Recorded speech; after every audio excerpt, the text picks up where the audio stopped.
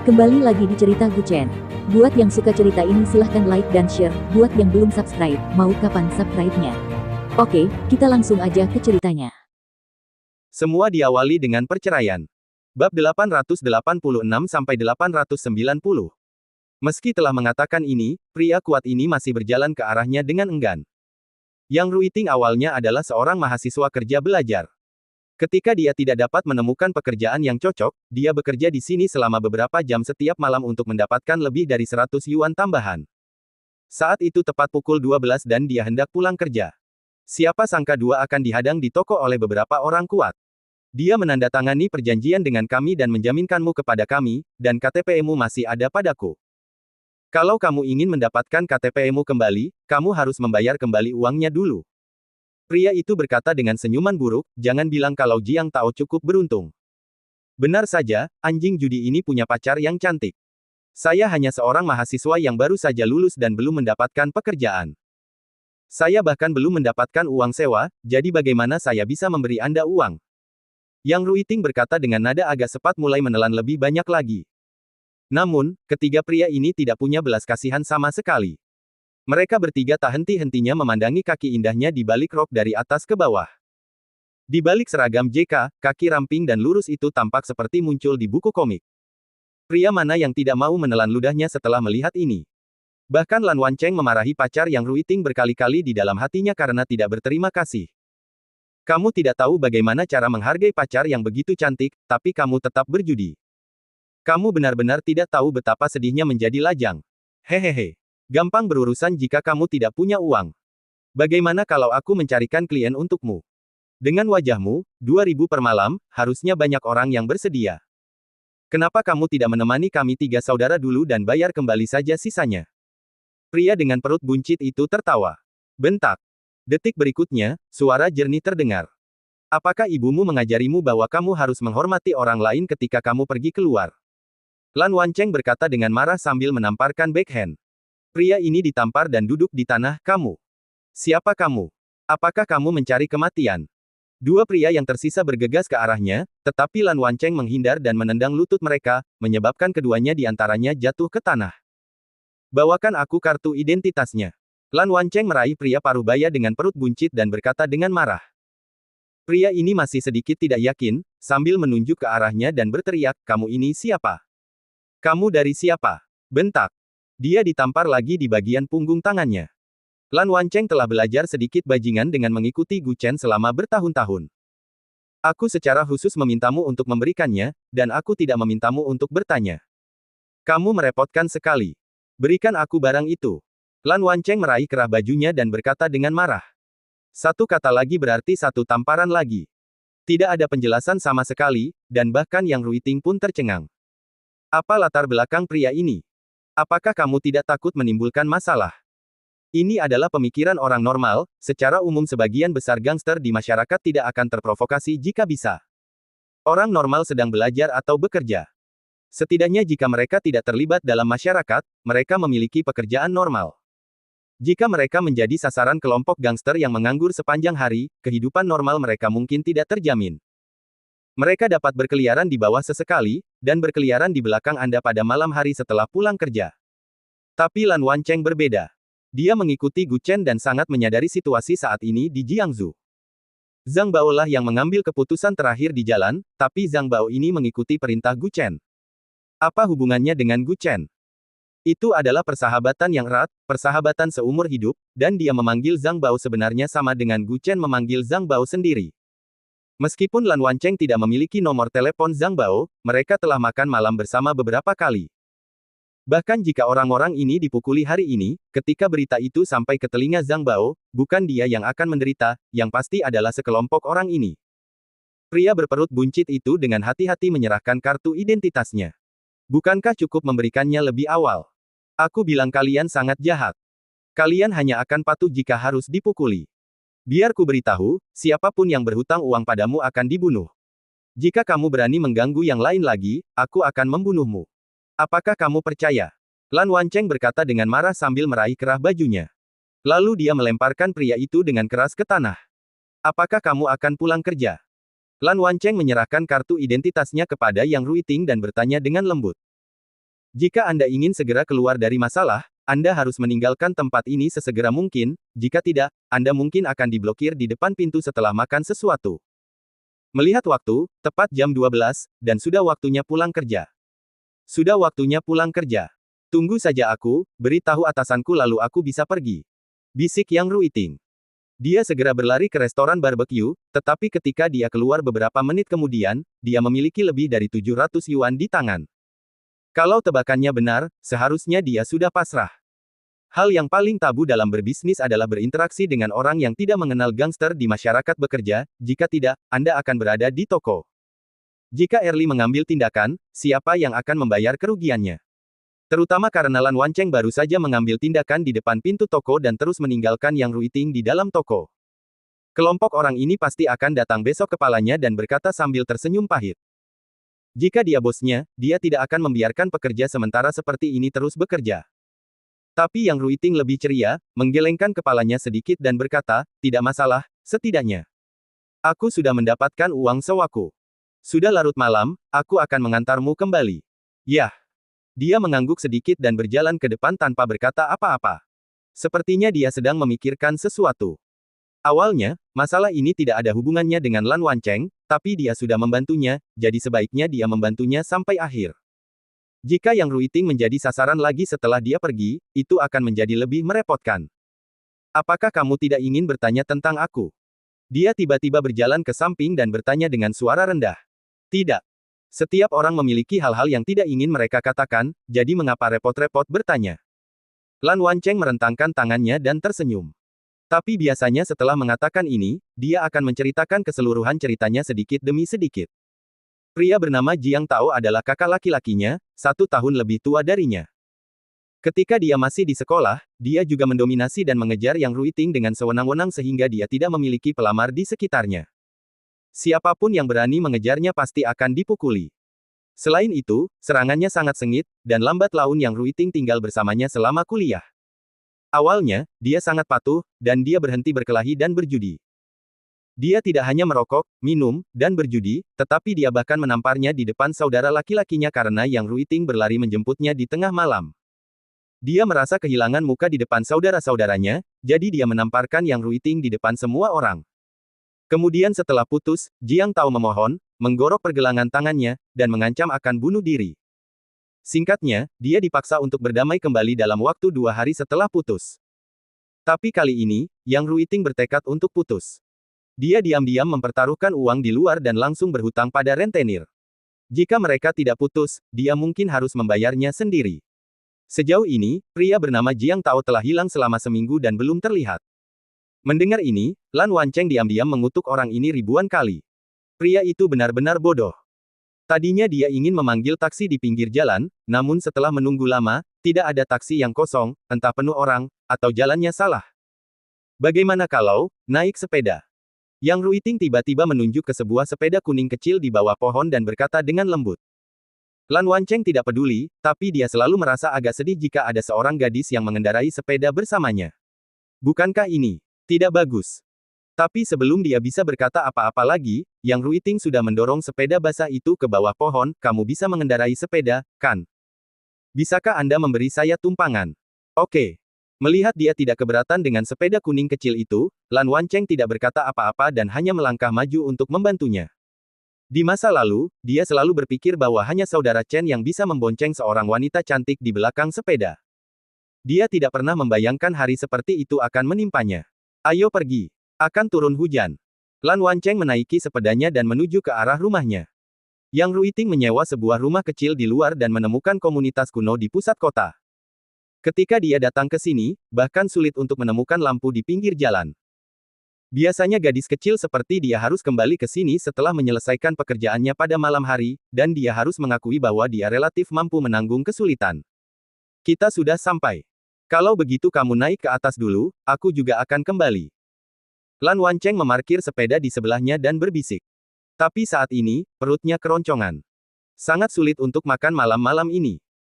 Dia bergegas pulang segera setelah dia pulang kerja, tetapi sekarang dia telah kehilangan semua makanan khas di tangan, dan dia bahkan belum makan malam.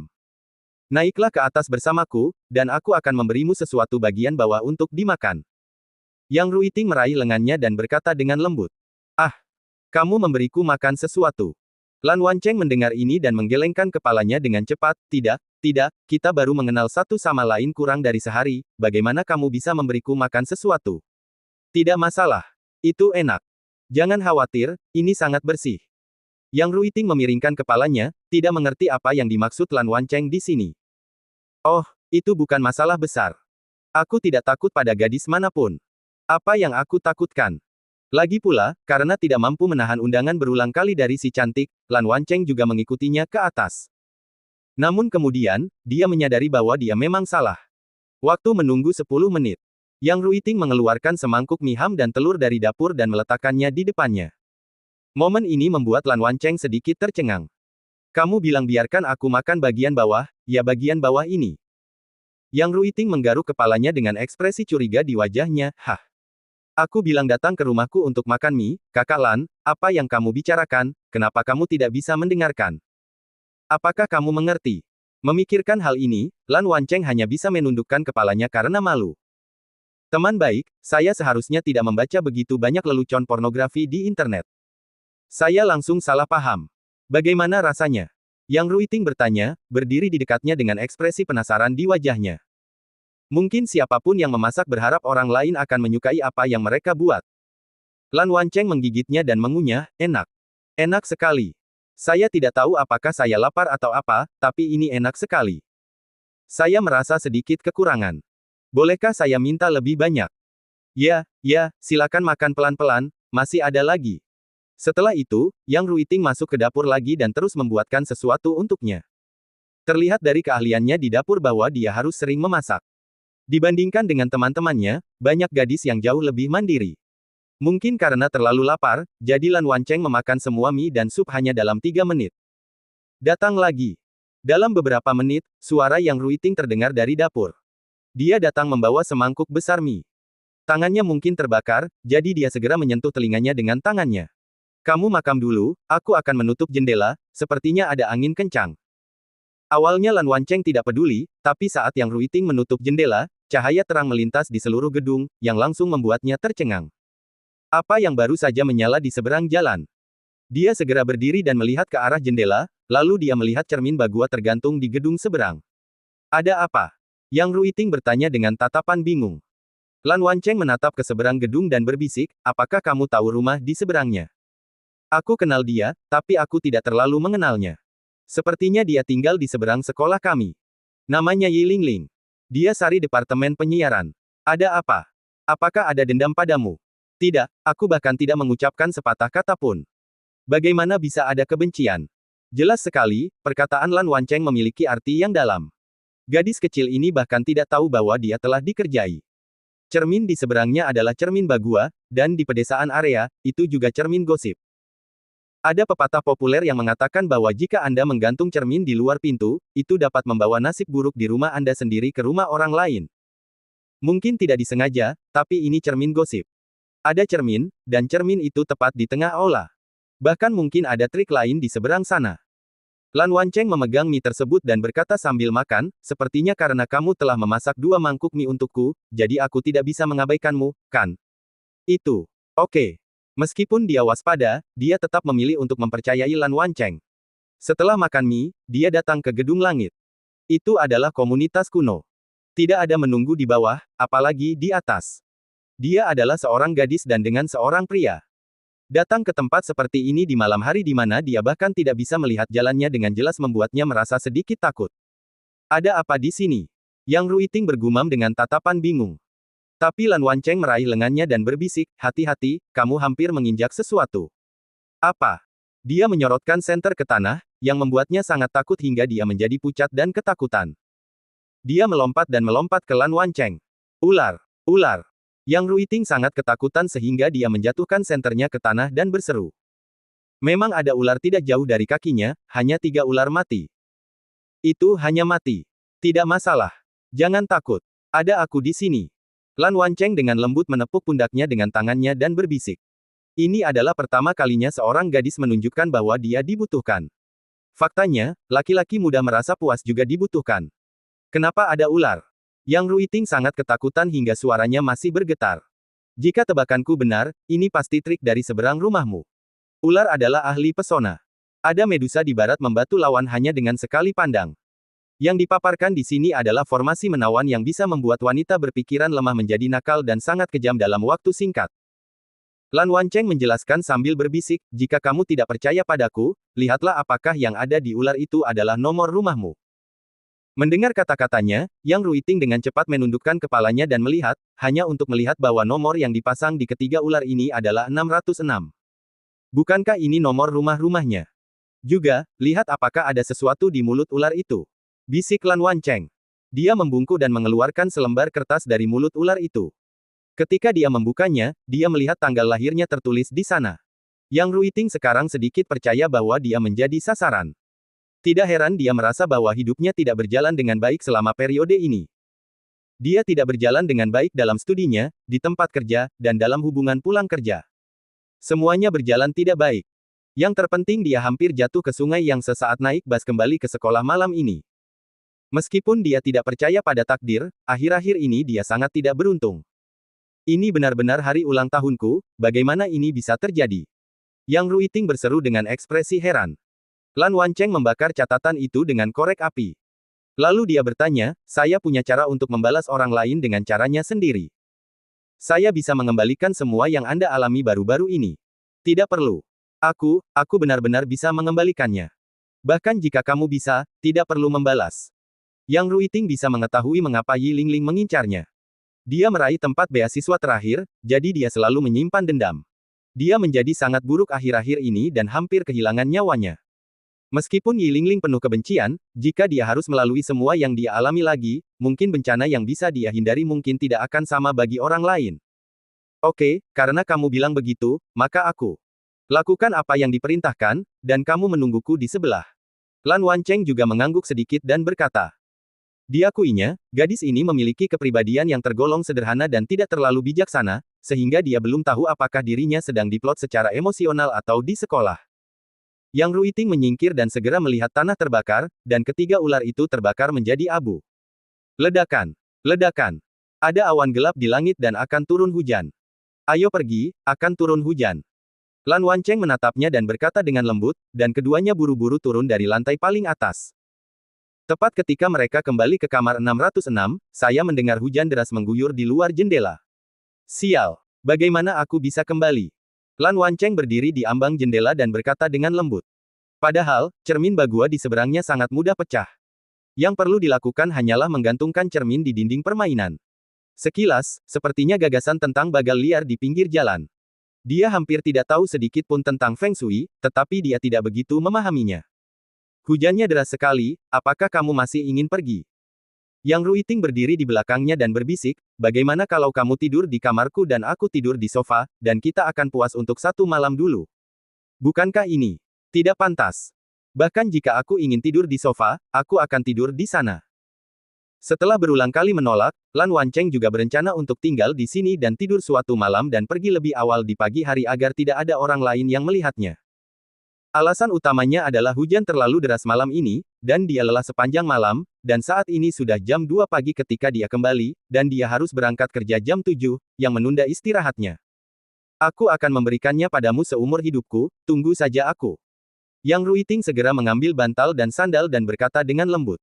Hal ini membuat Lan Wancheng merasa sedikit malu. Mereka hanya bertemu 2 kali, namun Yang Ruiting membiarkan pria asing menginap. Tentu saja, Lan Wancheng bukanlah tipe orang yang memanfaatkan orang lain. Setelah mencuci, dia bersandar dengan lelah di sofa. Selamat malam. Selamat malam. Lalu, semua lampu di seluruh ruangan dimatikan. Suatu malam berlalu, dan hujan turun di luar jendela sepanjang malam. Baru sekitar pukul 6 pagi Lan Wancheng dibangunkan oleh gerakan di dapur. Ah, maaf, aku mengganggu tidurmu. Yang Ruiting berbisik sambil mengenakan celemek. Dia jelas sedang membuat sarapan. Orang normal mungkin akan sarapan di luar. Dia tidak rajin, tapi kekuatan finansialnya tidak memungkinkan. Tidak masalah, terima kasih sudah bangun, kalau tidak aku mungkin akan terlambat bangun. Lan Wancheng juga menggeliat dan berkata sambil tersenyum masam. Ngomong-ngomong, nanti aku ke sekolah untuk mengurus semuanya.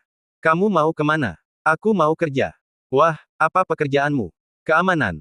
Sebelumnya dia tidak merasa malu, tapi saat ini, Lan Wancheng benar-benar merasa malu. Dia pikir Yang Ruiting tidak akan menyukainya, tetapi dia berkata dengan kagum, "Wow, tidak heran kamu begitu pandai dalam hal itu. Apakah kamu kembali dari menjadi tentara? Itu masih kecil."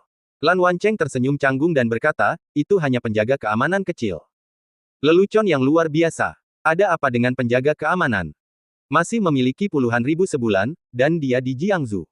Tidak ada salahnya membeli rumah atau mobil. Saya pikir itu bagus. Jika bukan karena mereka tidak merekrut wanita, saya pasti ingin melamar." Ini benar-benar membuat Lan Wancheng merasa sedikit tidak nyaman. Setelah makan, keduanya turun bersama. Mereka melihat banyak orang turun, termasuk polisi. "Ada apa?" bisiknya sambil menatap seorang bibi di sampingnya yang sedang menonton kesenangan itu. Bibi itu juga memandang kerumunan itu dengan ekspresi jijik. Seorang gadis kecil membawa pulang 5 atau 6 pria untuk minum pada malam hari. Salah satu dari mereka langsung keracunan alkohol dan meninggal tadi malam. Konon saat polisi datang, semua orang ini tidur di ranjang yang sama, belum lagi betapa berantakannya. "Jika ini adalah anakku, aku akan memukulinya sampai mati karena menjadi pelacur." Setelah mendengar ini, Yang Ruiting segera masuk dan melihat ke dalam kerumunan. Seorang gadis duduk di lantai. Gadis yang menangis itu tidak lain adalah gadis dari sekolahnya, Yi Lingling. "Bukankah kamu setuju untuk tidak membalas?" Dia berbalik dan menatap Lan Wancheng, berkata dengan marah. Tapi Lan Wancheng merentangkan tangannya dan dengan cepat menjelaskan, "Saya tidak melakukannya. Anda melihat saya membakar semuanya tadi malam. Kehidupan pribadi yang tidak bermoral dan tidak memperdulikan aturan apapun sama sekali, jadi cepat atau lambat dia harus membayarnya kembali. Oke, jangan ikut campur dalam urusan orang lain. Kamu pergi ke sekolah, dan aku pergi bekerja." Lan Wancheng mengingatkan dengan suara rendah. Yang Ruiting juga sedikit mengangguk, "Benar, ayo pergi." Saat keduanya hendak meninggalkan komunitas, mereka dihentikan oleh suara di belakang mereka saat mereka sampai di pintu. Yang Ruiting, "Berhenti." Mendengar suara ini, Lan Wancheng jelas merasakan tubuh Yang Ruiting sedikit gemetar, yang menunjukkan betapa takutnya dia terhadap suara ini. Berbalik, dia melihat seorang pria muda berdiri di pinggir jalan, bersandar pada sepeda motor. Bukan karena Lan Wancheng tidak menyukai pria ini, tetapi fakta bahwa pria ini berpakaian agak sembarangan bukan berarti dia sedang melakukan pekerjaannya dengan benar. Jadi pada pandangan pertama, dia tanpa sadar menarik Yang Ruiting ke belakangnya. "Oh ya, ini baru beberapa hari, dan kamu membawa laki-laki pulang malam ini. Bukankah kamu bersenang-senang tadi malam? Kamu benar-benar menyebalkan, kamu berpura-pura tidak bersalah di depanku. Saya meminta Anda untuk keluar dan menemani klien untuk menghasilkan uang. Anda akan membawa pria itu kembali untuk bermalam. Berapa biaya untuk 1 malam?" Yang Ruiting masih bersembunyi di belakang Lan Wancheng pada awalnya, tetapi ketika dia mendengar ini, dia tidak bisa menahan diri untuk keluar dan berteriak dengan marah, "Jiang Tao, apa yang kamu inginkan? Kita sudah putus, apa yang kamu inginkan? Bagaimana kamu bisa melepaskan aku? Haha, aku tidak mengakuinya. Sudah kubilang, kamu bahkan tidak akan membiarkan aku pergi dalam hidup ini. Beri aku uang. Bukankah pria ini memberi lebih dari 1.000 yuan untuk malam ini?" Jiang Tao mencibir sambil memegang tangannya. Pria ini adalah pacar Yang Ruiting. Tidak, tepatnya, dia harus dianggap sebagai mantan pacarnya. Dilihat dari kata-kata pria ini yang tidak tahu malu, tidak ada gunanya, pantas untuk menyebutnya bajingan. Dia benar-benar membicarakan pacarnya seperti ini, meskipun dia sudah putus, setidaknya tidak memfitnahnya. "Sudah cukup bagimu, kita sudah putus. Tidak bisakah aku menemukan pria lain untuk jatuh cinta? Jiang Tao, aku benar-benar salah menilaimu. Dulu pikir kamu hanya cuek dan belum dewasa. Aku bisa menemanimu pelan-pelan, tapi sekarang aku sadar kalau bukan kamu yang belum dewasa. Kamu sama sekali tidak menyukaiku, kamu tidak menyukaiku." Yang Ruiting juga berkata dengan emosional. Mungkin Jiang Tao memang tertarik dengan temperamen murni Yang Ruiting pada awalnya. Dia mungkin menyukainya sebelumnya, tapi dia jelas tidak menyukainya sekarang.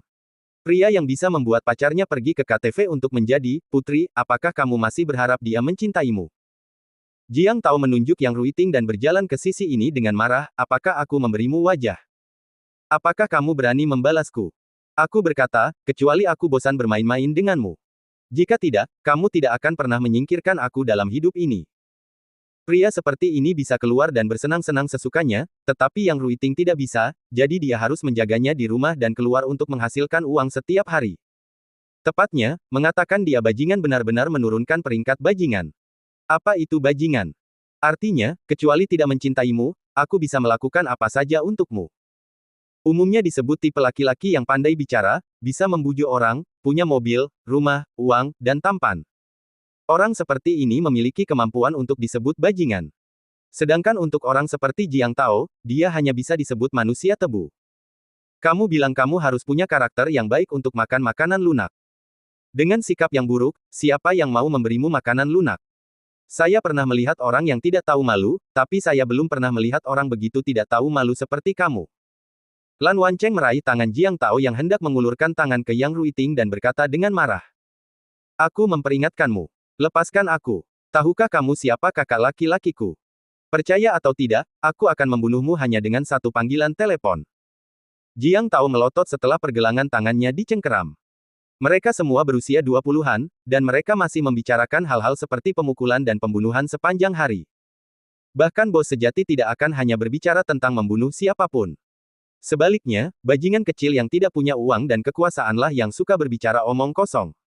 Benarkah? Lan Wancheng mengerahkan sedikit kekuatan di tangan kanannya, dan wajah Jiang Tao tiba-tiba berubah kesakitan. Luar biasa. Kenapa kamu tidak mengatakan apa-apa? Jiang Tao meratap kesakitan, Ting-Ting, istriku. Tolong lepaskan, tanganku hampir patah. Oke, aku tidak akan meminta pertanggungjawabanmu atas apa yang terjadi tadi malam. Ayo jalani hidup yang baik. Aku pasti akan memperlakukanmu dengan baik di masa depan. Dia bersumpah, dia telah mendengar kalimat ini ratusan kali, tapi dia pasti mendengarnya 50 kali. Dia pikir Jiang Tao akan berubah di masa depan, tetapi dia tidak menyangka dia akan menjadi semakin buruk. Sejak dia pergi makan bersamanya, dia kembali dan mengatakan bahwa gangster lain di jalan telah menyukainya. Yang Ruiting harus dipaksa bekerja di KTV orang lain, mengatakan bahwa ini adalah satu-satunya cara dia bisa menjadi orang sukses di masa depan, dan kemudian terus mencuci otaknya tentang seberapa tinggi gajinya jika dia bekerja di sana, dan seberapa cepat dia akan bisa membeli rumah dan mobil di Jiangsu. Ketika saatnya tiba, dia dapat mengandalkan hubungan ini untuk menjadi terkenal di jalan. Sejak saat itu, Yang Ruiting tahu bahwa orang ini benar-benar tidak ada harapan. Jiang Tao, izinkan aku memberitahumu untuk terakhir kalinya, kita telah putus, kali ini kita benar-benar putus. Aku tidak akan berhati lembut dan berdamai denganmu. Jika kamu ingin bunuh diri saja. Lakukan saja sesukamu. Itu terserah kamu. Yang Ruiting memandangnya dan berteriak dengan marah. Ini mungkin saat yang paling mengecewakan bagi seorang wanita. Bahkan saat ini, dia tidak mengatakan apapun yang terlalu ekstrim. Hanya dengan melihat matanya saja sudah bisa mengungkapkan betapa sedihnya dia saat ini.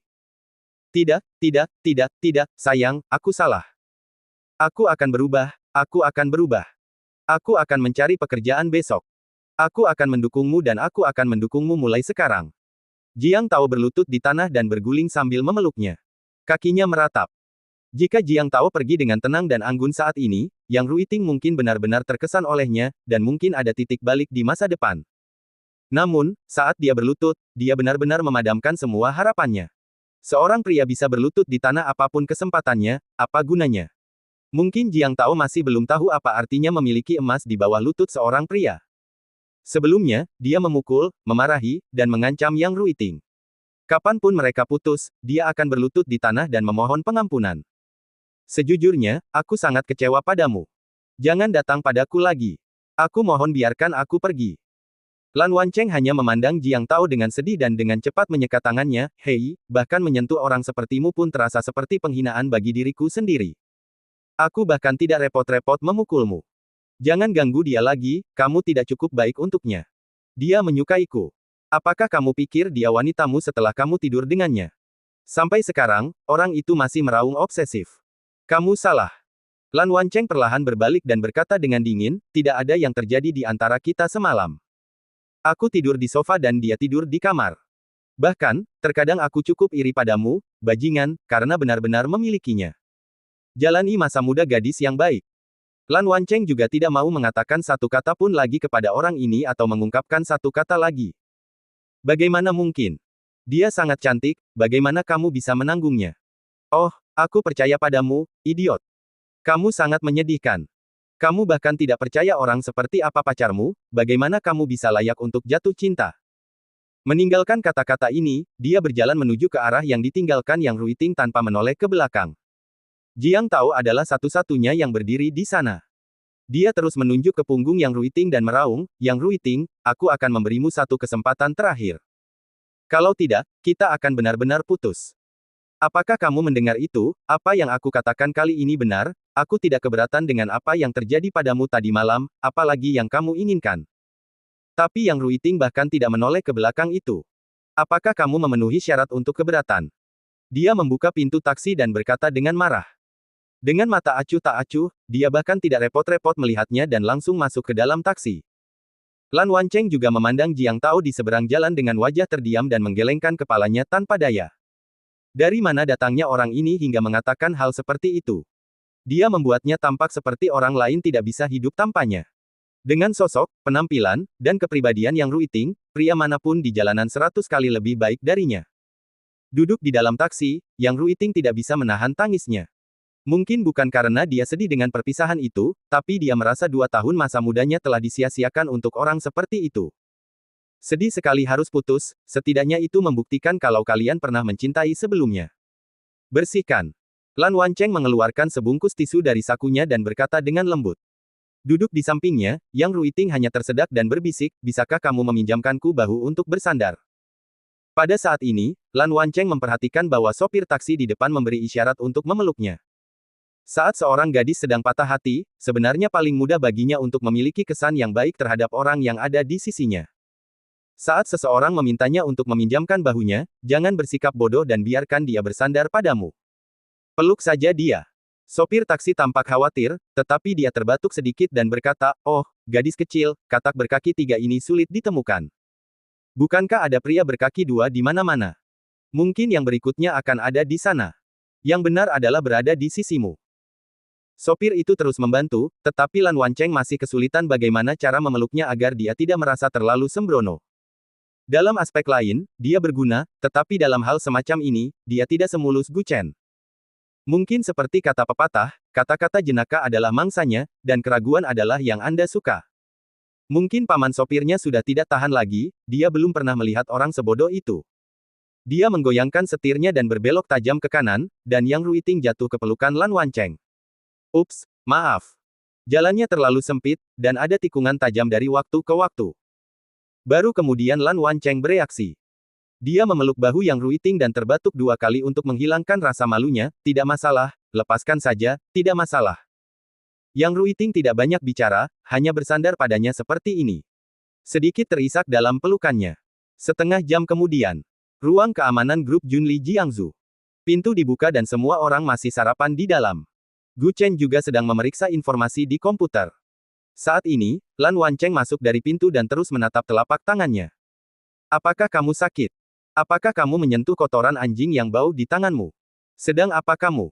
Kamu sudah menatap telapak tanganmu sejak kamu masuk. Gu Chen menyilangkan kakinya dan tidak bisa menahan diri untuk tidak berkata sambil tersenyum masam. Lan Wancheng tersenyum bangga, Saudara Chen, tahukah kamu bagaimana rasanya memiliki detak jantung? Tentu saja aku tahu. Jika kamu tidak menggerakkan hatimu, bukankah kamu akan mati? Oh, aku tidak sedang membicarakan detak jantung itu, tapi detak jantung itu. Jika ada orang asing di sini saat ini, dia pasti akan bingung dengan kata-katanya. Anak sepertimu sedang jatuh cinta. Gu Chen mengangkat bibirnya sedikit dan berkata sambil tersenyum seperti seorang ayah tua. Dia mengulurkan tangannya dan berkata, cium baunya masih enak. Apakah kamu sakit parah? Apakah kamu keluar tadi malam? Kamu harus berhati-hati. Jika kamu ketahuan di luar, jangan minta aku datang dan menjemputmu. Gu Chen memegang buku itu di tangannya dan tersenyum tak berdaya. Omong kosong, mungkinkah aku pergi ke tempat seperti itu? Lan Wancheng juga duduk di kursi dan tersenyum ringan, kamu mengatakan apa bagusnya menjadi abadi dan menjadi Buddha. Pantas saja kamu hanya iri pada bebek Mandarin tapi tidak abadi. Rasanya enak sekali. Jangan kembali padaku sambil menangis setelah ditipu uang seperti terakhir kali. Gu Chen terus membolak-balik buku kuno yang sudah menguning. Dia meminta Zhao Kai dan Zhang Xiaotian kembali ke pulau untuk mengambilnya secara khusus. Ini adalah buku kuno lengkap, The Classic of Mountains and Seas, dan catatan kejadian aneh di Sungai Kuning. Ini disebut buku terlarang di masyarakat saat ini, dan bagian yang dirilis oleh San Haijing juga merupakan hasil dari penghapusan berulang kali oleh departemen terkait. Anda tidak dapat menemukan apapun dalam versi yang dijual di luar. Terlebih lagi, kisah aneh Sungai Kuning tidak hanya berbicara tentang hal-hal aneh di Sungai Kuning, tetapi juga memperkenalkan banyak hewan aneh di pegunungan dan sungai. Ia berencana untuk belajar dari ini. Mencari sesuatu di buku kuno yang dapat menyembuhkan penyakit Bai Ruohan. Saya benar-benar ingin tertipu. Tapi Anda harus punya kesempatan. Saya selalu merasa tidak berharga bagi orang lain. Lan Wancheng berkata sambil menghela nafas tak berdaya. Hal ini membuat Gu Chen meletakkan buku di tangannya, cek, kamu. Kali ini tidak bisa serius, kan? Ayo kasih tahu kakak, siapa gadis yang begitu sial hingga kamu jatuh cinta padanya? Pergi. Ups, kakak Chen, tolong berhenti menggodaku. Aku merasa hatiku akan terbang menjauh. Lan Wancheng berkata dengan ekspresi tergila-gila. Melihatnya seperti ini, kali ini dia dalam masalah. Apakah Anda jatuh cinta pada pandangan pertama? Gu Chen bertanya dengan ekspresi curiga di wajahnya. Dia menggelengkan kepalanya sedikit, cinta pada pandangan pertama. Aku bilang saudara. Baik Anda melihat keluarga kaya di kehidupan nyata atau keluarga kaya di dunia tersembunyi, kondisi Anda adalah yang terbaik. Kecuali jika kondisi pihak lain sangat baik, itu masalah lain. Terlepas dari hal lain, apakah Anda bercanda bahwa keluarga Lan sangat kaya sehingga tidak ada bandingannya di negara ini? Meskipun sosok Lan Wancheng hanya rata-rata di Jiangsu, itu tidak berarti bahwa keluarga Lan lemah. Saya pernah mendengarnya sebelumnya bahwa ada seorang pria di pulau itu. Bukit itu kosong di dalamnya, dan itu semua adalah harta yang telah dikumpulkan Tuan Lan selama bertahun-tahun. Masing-masing tak ternilai harganya, dan keluarga Lan adalah cabang yang sangat kuat dalam Taoisme, keduanya secara nyata masyarakat dan sebagai keluarga tersembunyi.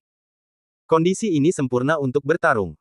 Tidak, dia hanya seorang mahasiswa biasa, tapi saya merasa ingin bersamanya. Saudara Chen, menurut Anda ini, apakah normal bagiku? Bersambung.